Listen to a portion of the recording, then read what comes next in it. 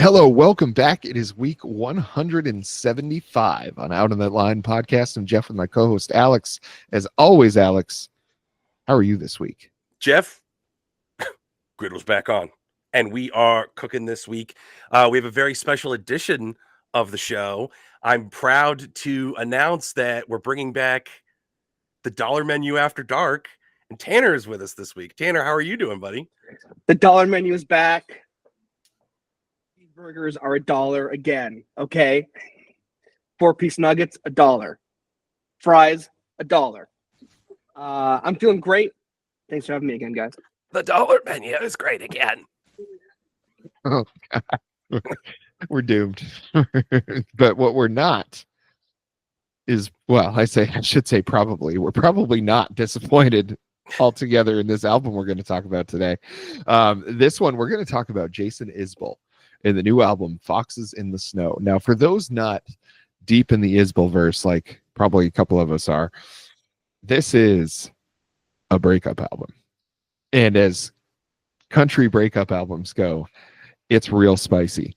If folks aren't familiar, his now ex-wife was in the band, the 400 Unit, right? Was that the one she was in? Was the 400 Unit? Because he's got two. I can't remember what the other one's called. So she's in that band. They were together for a good long while. And I think two roads started to diverge. He started to get very popular.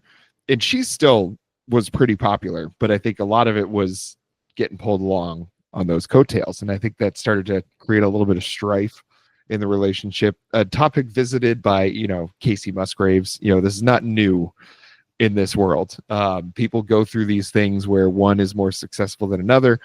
And I don't know if this album shows necessarily that Jason Isbell is handling it better. I would not say he's quite taking the high road in the whole situation with everything here, but it is very, very interesting going through these songs. And really, since they're all acoustic, like this is just an Isbell solo album. Since they're all acoustic, there's no like big band moments or anything like that. Everything is focused squarely on lyricism, storytelling, and just, the guitar really takes a back seat. Like there's some really good guitar playing on it, but that is really not what the focus is going on here. So I know I've been like into Jason Isbell for quite a few years now. A lot of the 400 Unit stuff, I think, is some of the best music written like in the last decade, especially in the Americana sort of genre. But what is Tanner, what's your background with Isbell so far? I was driving in my car. I heard Hope the High Road on the Point on the radio. Of course. And I was like, what the hell is this? And I went home and looked it up. And then, so the Nashville sound is what got me into him with the 400 Unit. I didn't know that he was in Drive-By Truckers at that point in time. Because Reno, big Drive-By Truckers guy, specifically the Isbell stuff, if I recall correctly. So but again, I didn't know that he was the same guy. So I got super into that first 400 Unit album, Nashville sound. And I've been just really into his stuff basically since then. And I love the band aspect of it. I'm a big band guy. I love two guitars, rock, it drives. And there are obviously some songs, If We Were Vampires off that first album is him acoustic, and that still exists in his repertoire, obviously. But I was just so into him and the band, and obviously Weather Vanes most recently. Which you Weather Vanes is fantastic. About.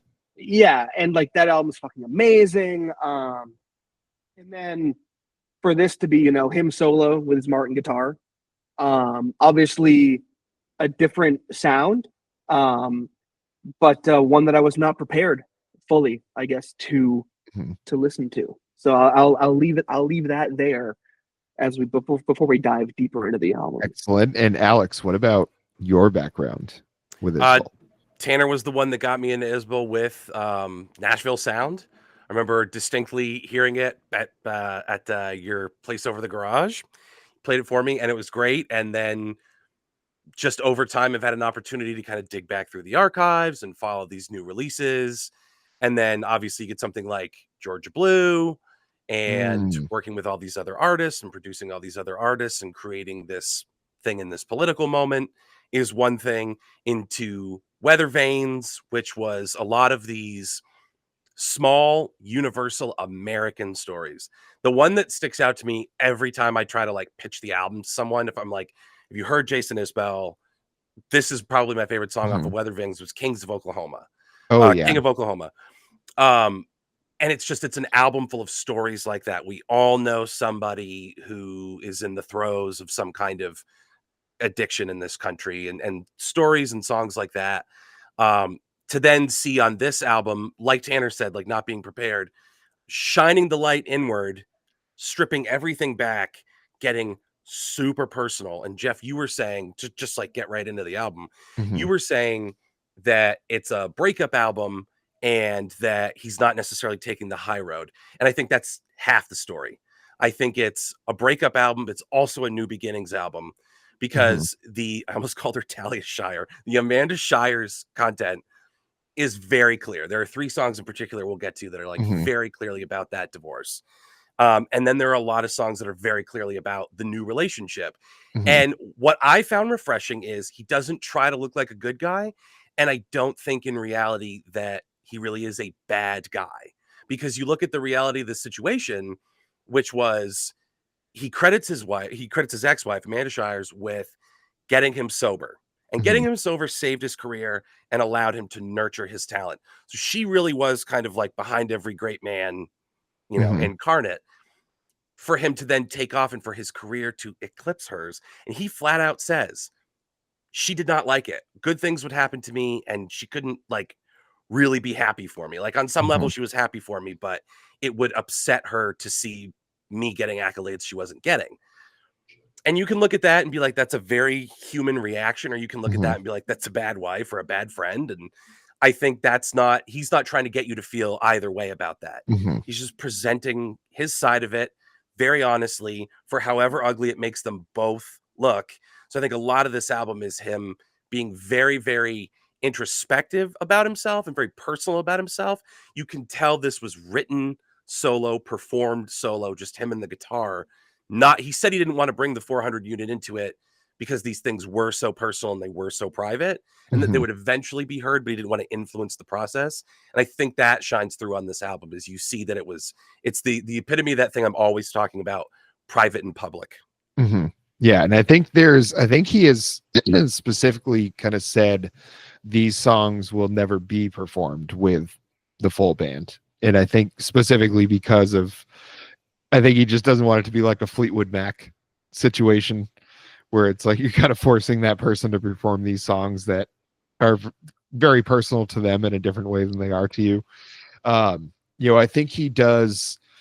I like the way that you put it more than the way that I put it. I think it's very clear that he's not painting himself as a good guy. I think the way that I put it would make it seem more like he's kind of intentionally being a jerk or trying to make it harder on her. I think the facts are the facts. I think I think he's just kind of saying it is what it is. These are the things that happened, and this is why we didn't work out. And I think you can feel either way about how she felt about things, as he started taking off. Could he have done more to kind of help promote things she was doing, given that new spotlight he had? So there's always probably an argument either way of who could have done what, who could have done more to like make it work or make it happen. And in the reality is that probably just some things aren't meant to work. Like maybe this creates a situation where she comes up with an album that then blows up for her, so it's like, who knows what's going to happen from here. I think the way that he can tell stories, there's probably a lot of people that could not do an album like this and articulate it the way that he did. I think there's very, very few artists that can put words together in a way that really makes the kind of sense he can make.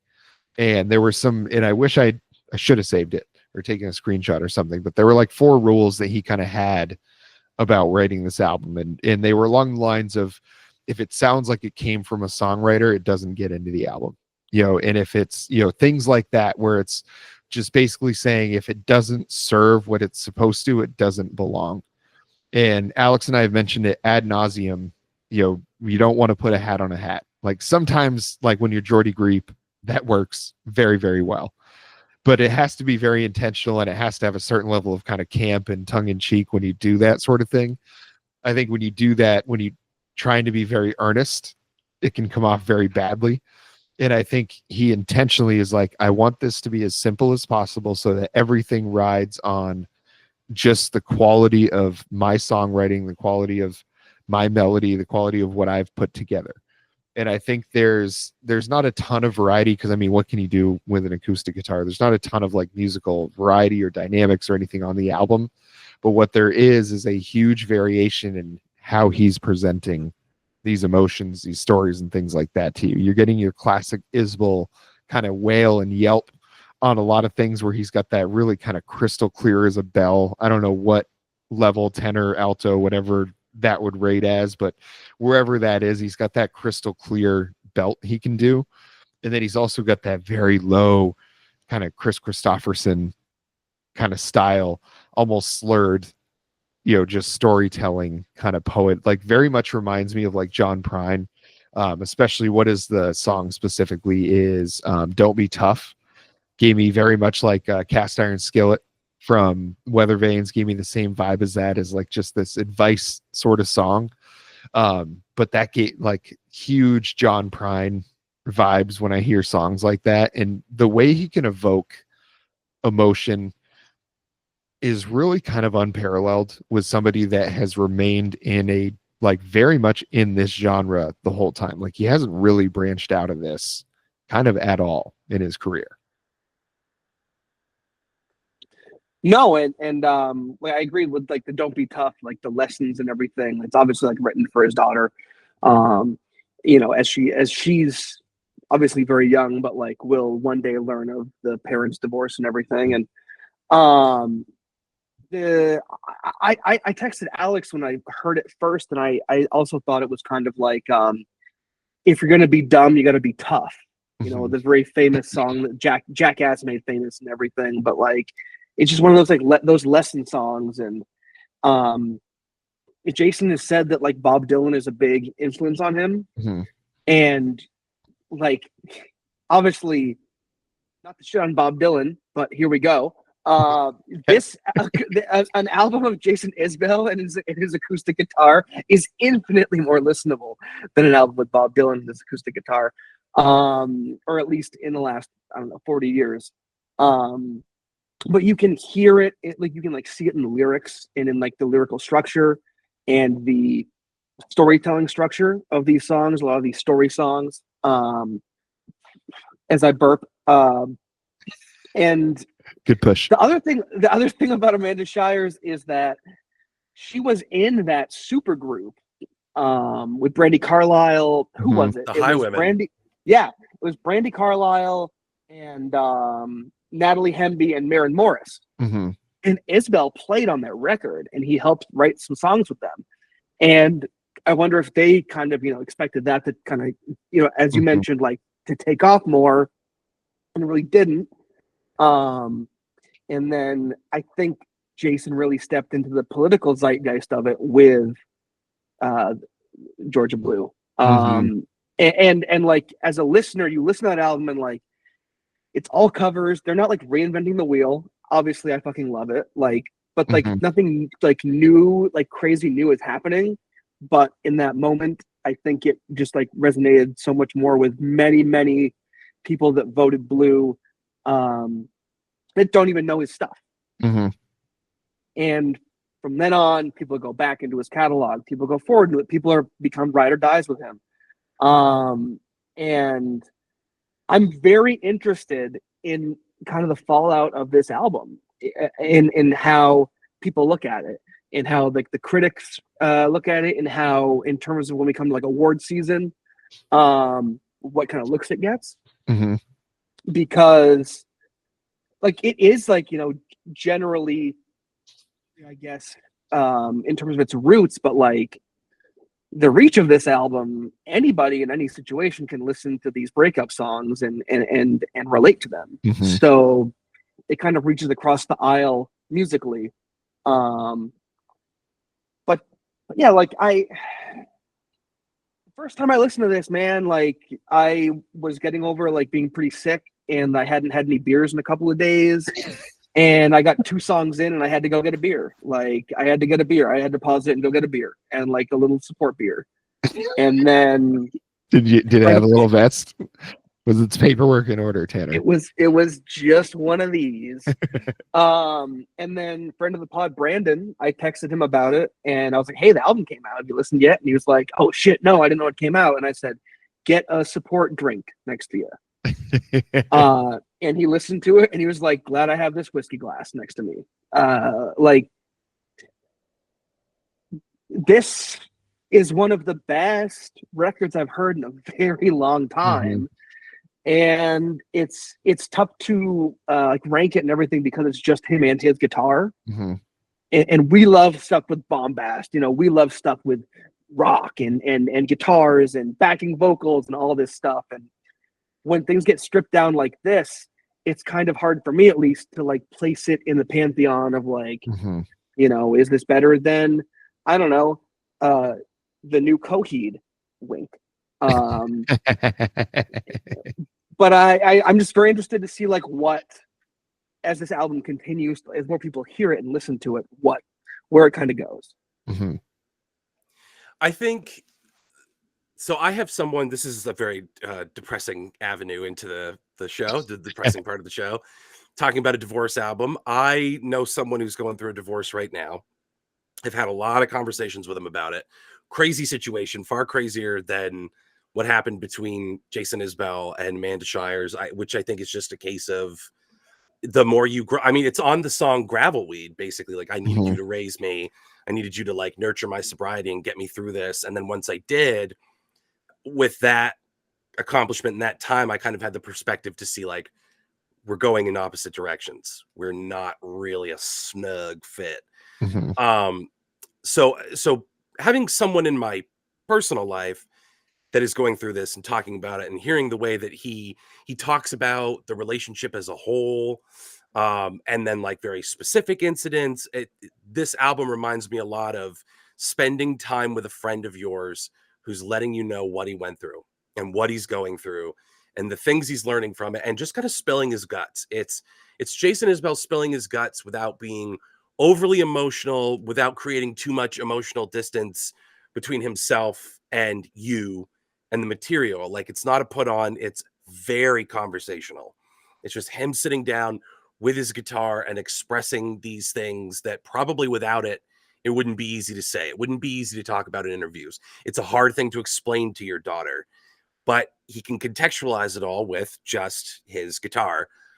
And I just think it's so wonderful in that way, because like you said, okay, when you get down to it and it's a guitar and you're an artist that really kind of sticks to that Americana sandbox, there's only so much you can do. But that's the challenge, is you have to find a way to make it distinct with 2 tools, your voice, or 3 if you want to say your voice, your songwriting instincts, and your guitar. And he does that. Every song on this, they're short, they're sweet, they're repetitive, and they've got 1 to 2 phenomenal hooks. Like we talk about Gravelweed. That was a Gravelweed. Like that beautiful dynamic shift that happens from the verse into the chorus. That's all you need. That's all you need, is the song has like led you up to this point, and then there's like an emotional shift, a dynamic shift, and the whole song just goes with it. The wonderful conversational, dialogue driven way that he presents the songs on this album with the simplicity of the guitar, it's all you need. It's just all you need for these songs and for this concept. Yeah, that there's a verse, and it's in the Crimson and Clay song, where he said, it's the second verse, and he says, I got a little bolt action for my 9th birthday, and I can flip a silver dollar from 100 yards away. A 1911 under my floor mat. Then one day it just occurred to me I got no use for that. And it's, when we talk about like the growth, you know, it's very simple in its presentation, but it says so much, that he's looking at it and he's like, everybody I know down here in Texas has a gun in their truck. Like when I'm selling furniture and I open up a drawer or something and maybe there's like a little hidden compartment. The number one thing that everybody says, every customer, it's like, oh, you keep a gun in there. You're like, where are you keeping them now that you need all this extra space for them? I guess, but another topic for another time. But it's like ubiquitous, and I think there's not a lot of thought of like, well, what are you really going to do if something comes up where you need that? And a line like this tells you one specifically about that, where he's like, could be a couple things. I don't want to have to kill somebody. Like, is it worth it to have to kill somebody to have this thing around? And then two, it's like, do I really believe in this anymore? And I think it speaks to not just that situation. I think it's trying to get you to look at as a person. Do I need, the 1911 under the floor mat could mean a lot of things. It could mean the bottle of beer in the fridge. It could mean, the joint hidden behind the canister out in the garage or something like that. It could mean a lot of things. And I think it's just saying, these are things from my past. These are things I thought I needed to support me, to protect myself. But at the end of the day, it's only me that I have. I don't need the extra things. And putting something that simple lyrically to mean something like that is why he's looked at as one of the greatest living songwriters that we've got right now. And yeah, like for me, like I looked at my notes, and my soul crushing faves on the album were Gravel Weed, Good While It Lasted, True Believer. They're the breakup songs. Like the other ones are great. It's a very, very good record, but like the stars that light the sky are him discussing the breakups in the way that only he can do. And like the chorus of Gravel Weed, because it was brought up earlier. First chorus, he says, I was a gravel weed and I need you to raise me, right? I'm sorry the day came when I felt like I was raised. The next chorus, he says, I was a gravel weed and I needed you to raise me, and you couldn't reach me once I felt that I was raised. Like, just laying it bare. Like, it's like the old Mario Party game when you're all trying to jump on the mushroom. And like certain colors of the mushroom fall off, right? Like she's sinking. The red flag is up. Isbell's on the red mushroom. She's on the blue one. She's lowering into the lagoon, about to be eaten by squids. What a beautiful analogy. See, Jason Isbell can paint, lyrical phrases. You're a regular Jason Isbell. I know. Separated at birth. Also, like, his parents were like super young when he was born, and that he would go to like these churches and you could only sing. There was no like instrumentation as he was learning instruments, and the album opens with him just kind of like singing with no backing. Mm-hmm. I don't know, like there are a lot of breakup albums out there, right? Like it's the like breakup songs, right? Cliche, like everyone writes a breakup song. This is like way different, and like this is him and his guitar. He said that he told the band, like Jeff said, like, hey, you're out. Like no one else is gonna wear this. I'm gonna do this. This is for me. Mm-hmm. I'm very interested in, once they go back on tour again as a band, what songs he chooses to play solo acoustic, because they'll probably be like, a break in the show where the band heads off and he plays a couple off of this. Now, what I'm wondering, is she going to stay in the band? I think she's already out. I think, because if she, I mean, this could sound a little crass. If she's not there, then honestly, who cares how he does it? That'd be the only thing I'd be concerned about, is like, just out of respect for her, some of the songs might hit a little too close to home. Yeah, you don't want to do Stevie Nicks doing Silver Lining or whatever, that Silver Spring. Yeah, like making them sing it with you. Like, that's never crazy. get away. Just looking right at him from the sound. That's she's out. Okay. That I mean, it makes sense. Like, that's. I say, actually, get her back in. Make her play these with him. Uninterrupted eye contact. Yeah, the The sadism never ends here out on that line. Apparently, that's crazy. Great date for comeback. But no, yeah, she's out. And again, like this guy's been through hell 6-7 times over. Like this is him as a man going through it. Mhm. Like I had this like thought today, just like reading about him again and thinking like, you know, when he was in the Truckers, and like obviously it's not great that he was addicted to booze and cocaine ostensibly, but like he grew up in that, like he grew up in touring with that band and everything, and Mhm. like he decided he needed to get out, and him getting out brought us these songs, and it brought him this kind of clarity.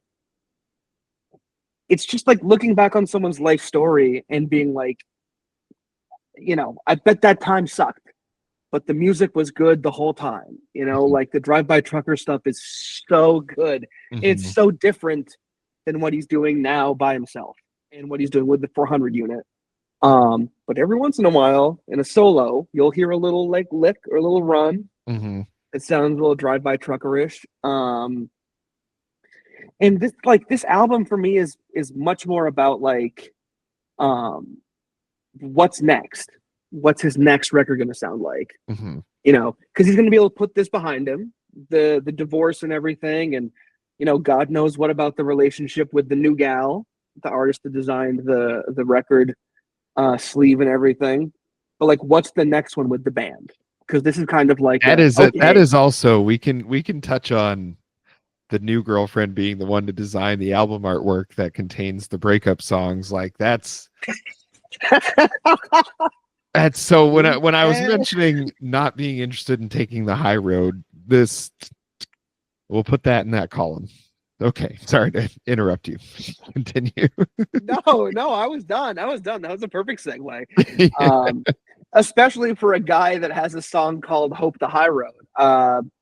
To then kind of like, it's a half breakup album, it's a half new love album. Mhm. Like, unless you like really read the lyrics, there's no real like difference musically. I don't know. Like, if I were the gal, I believe her name is Anna, that's the new Correct. girlfriend that designed this stuff. I would maybe have been like, hey, save the happy, you know, new relationship songs, maybe for the next go round. Yeah. But it's obviously it's what he's feeling, and like he has enough clout and everything to obviously be like, hey, I'm gonna go into, I mean, it was Electric Ladyland Studios Mhm. over like You 5 days Yeah. and just rip this fucking album out just in 5 days. I have like not left my bed for 5 days before, and this guy is out here recording this album in 5 days. Yeah, like he is cresting over this kind of like, whatever the hell I want. I know it's good. Not like being like super like pretentious. Like I just give this guy like, you know, carte blanche. Do whatever you want. Hit record and play. Is it acoustic? Great. Is it with your band? Also great. Is it Mhm. with Willie Nelson?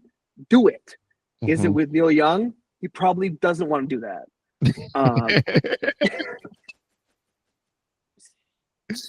Probably. Well, until he needs to make some money once in a while. You'll see it. That's what you see, like the Neil Young compilations and new tour with Crazy Horse. Like, He'll be there. No, it's he's got a different band now. It's not Crazy Horse anymore. well, Look out, whatever it is. mama, there's a box set coming up the river. Yeah, it's when he needs a paycheck, he hits the road. So that Isbell just needs to catch him at one of those, on one of the ebbs, not the flows. You know, he just needs to time it right. That's it. But I think we need to draw some attention, bring some attention to the title track of this album, "Boxes in the Snow." Now, I think there's a lot of like classic Isbell. You know, we've talked about Gravel Weed. I think that one especially gives that classic Isbell. Like, is it tenor? Is that what he is? What would you I classify him?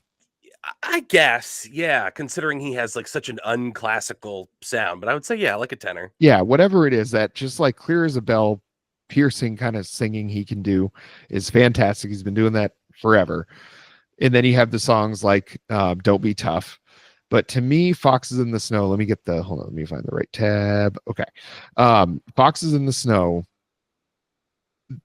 One, I love that it's kind of the only song that's a little bit different in its cadence and its beat. It's a little more of like it felt a little waltzy. I don't know what specifically the cadence was or what you'd call it, but it just, the way he, kind of same point as like Tanner was making, where he kind of like says it's repetitive, but little things change as you kind of go through the song.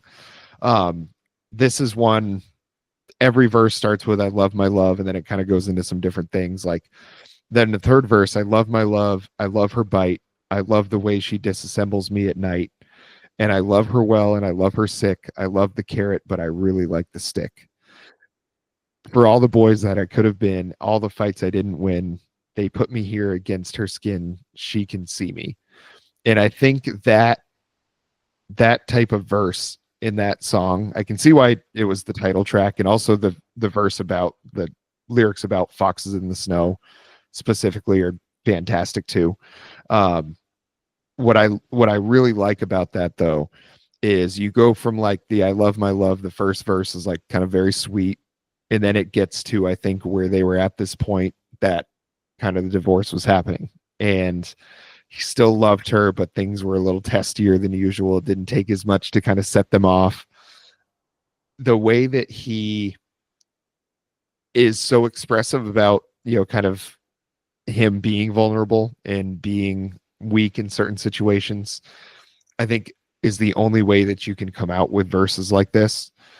What I really appreciate is when he's telling these stories, it just kind of sometimes just hits you like a brick. Like when he finishes a lyric that you felt like it was so simple, like just this little kind of turn of phrase, clever little thing. You're like, oh, that was nice. And then the last line he drops just like makes your stomach drop with it. And he's so good at doing that. And this song in particular did that to me with that verse. It just feels like he can go from like very sweet to sinister to like very happy to extremely depressed. He can do those swings within the same song. And the way he tells that story is like, it doesn't feel as jarring because you're going right along with him. It's just like wild the way he can put that together. And if you want to go for like the ultimate simplicity, you have True Believer. All your friends say that I broke your fucking heart and I don't like it. It's like, it's barely a lyric. It's a total sentiment. It's again, it's that, when I talk about like having that conversation with your friend where he's restrained up to a point and he just hits this thing that really sticks in his craw. I don't want to have that shoved in my face, this idea that I broke your heart. So to me, the three big like Amanda Shires breakup songs that are pretty obvious, Eileen, True Believer, and Gravelweed, those stand in such a wonderful contrast to everything you're saying, where he's a Sour Patch Kid, he can be a little sour and he can be a little sweet. On these other songs where like you have Foxes in the Snow, for me, how do you pronounce her name? It's Anna Wayant or Wyant. That one, to my understanding and from my interpretation, is about her, which is essentially like there's a weird, the first time I heard the song, I'm like, this feels sinister. And then you key in on it and you're like, it's more just like, it's playful and it evokes that idea of like a fox in the snow. Like it's very careful. And then getting into that line about like, I love her friends, the ones I know, and the blood drips from like foxes in the snow, and that idea. Looking into his idea behind that being like, yeah, at one point we had chickens and the foxes would come and try to steal them, and you'd find blood drips in the snow. So this idea of like the thief, the emotional thief, like I love her friends, but they can be savage and they want to know what my intentions are. And something like a public, you could call it high profile to the degree that Jason Isbell and Amanda Shires are a high profile couple. I mean, that shit's out there. Like that's there for people to see.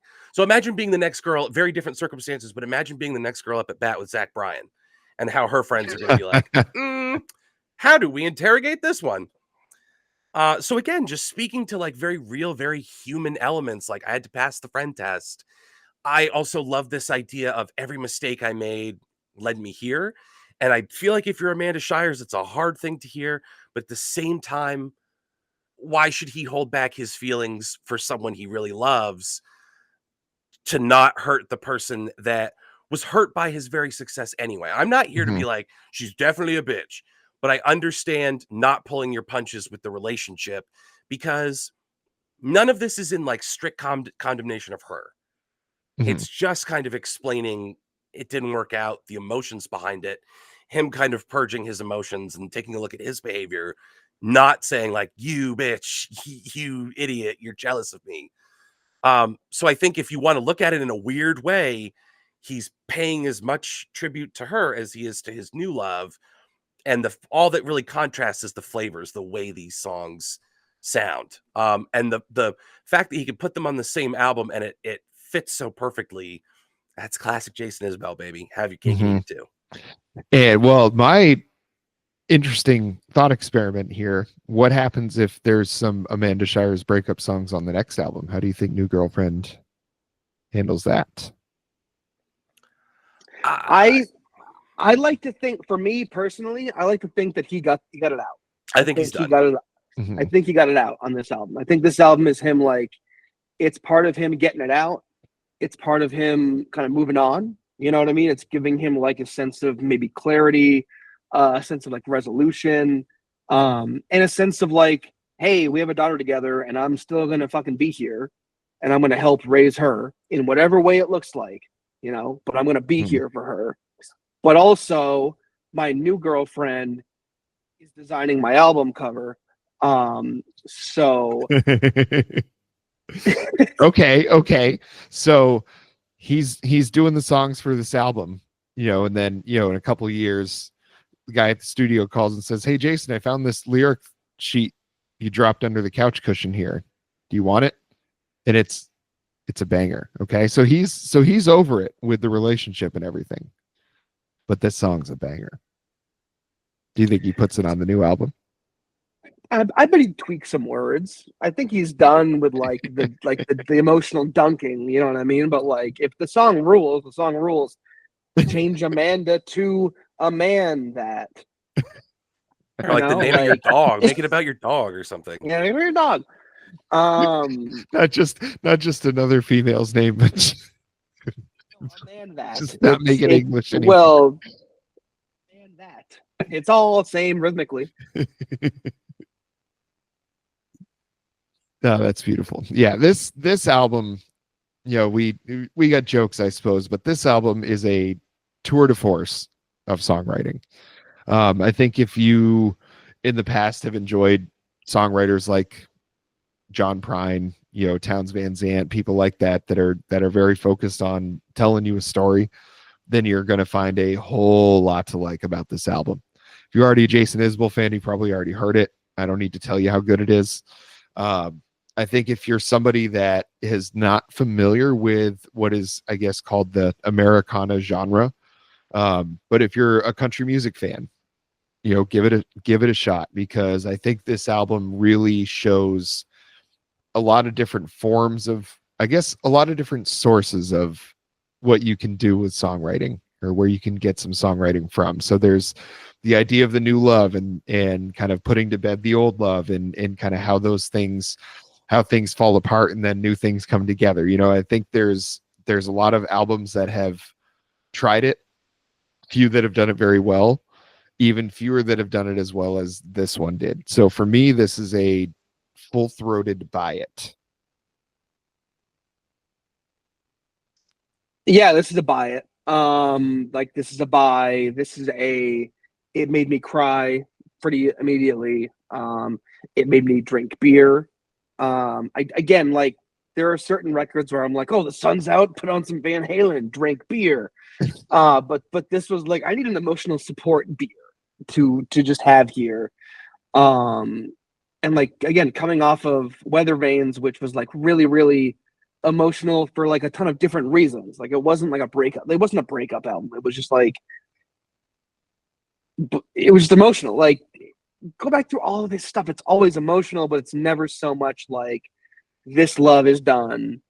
And like kind of here's why, or here we are, here's where we're at now. And this album, like I don't want to say I experienced trepidation in listening to it. I knew it was coming out. I just didn't prioritize it because I was like, oh, it's him and his guitar. I'll get to it, I'll get to it. And then Alex texted me and was like, you need to actually listen to this like right now.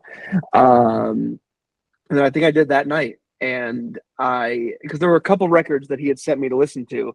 And thank God I listened to this one first because I was a fucking mess after. And I got to listen to happier stuff after this was over. I couldn't imagine capping my night with this. Well, what else did he send you to listen to? The new Wombats album. Okay. Yeah, imagine starting with Wombats and ending with this. I was, dude, like this ended. I was like fucking crying in the dark in my living room. And I was like, okay, we'll put the Wombats on. And the first song started, and I was like, okay, we're gonna be okay. We're gonna make it. We're gonna be okay. This is like it's a total emotional tour de force of an album. It's not background music. This demands your attention. You need to sit and listen to it and experience it. Don't be watching some football game on TV. Yeah, don't do that. Playing. Sit down, put headphones on, you son of a bitch that's watching this or listening. Sit down, put headphones on, listen to the album top to bottom. And when you start crying, you'll know what I'm talking about. And if you don't cry, you're not a real human being. So we've realized who is AI and who is not. Yeah, if you don't like this album, then fuck you and unsubscribe right now. We don't want you. For me, this is another. We'll go with the hat trick on the buy it. I in my notes have this whole thing distilled down to frequently uncomfortable but necessary and unforgettable. Through its simplicity and this like holistic look at a divorce, a new relationship, just where he's at in his life, considering it's a guy that started writing music when he was young, he was learning instruments when he was young, like really working hard through his teens and then signing an official contract at age 21 and going on to do he's had a lot of time to hone his craft, and it's changed a lot over the years, but many things have remained consistent, and that storytelling ability is consistent and I think elevated in a lot of ways, which is interesting for an album where it's just him and his guitar. It's really kind of just letting the songwriting and the sentiment and the voice and the guitar carry this thing through. It's a lot like, I texted Tanner about this. It's a lot like Caroline Rose, Year of the Slug, where those songs sound so fucking great with just like minimal instrumentation. Mm-hmm. You wouldn't even really necessarily want to see them fleshed out in this case with the 400 unit. Nothing against them, but these songs were made the way they ought to be, private and public, released to us. I think there are fun moments. I think there are deeply sad moments. So it's kind of like you're going to feel a lot of pain and a lot of sorrow when you listen to it, but you're going to feel a lot of like optimism and joy when you listen to it as well. And I think the whole thing is kind of a joyful ride. So for me, it's a buy it. Hell yeah. Yeah. I think it's like a great American novel. One of those ones you don't sell it back to half price books. You put it on the shelf. You keep that one. Yeah. I really, in a career so far of some really stellar output, this is like his Nebraska.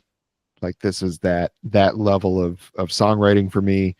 And if you know me, you know, I'm a Springsteen fan, and making comparisons like that are a big deal. And this one, I think, certainly reaches those heights for me.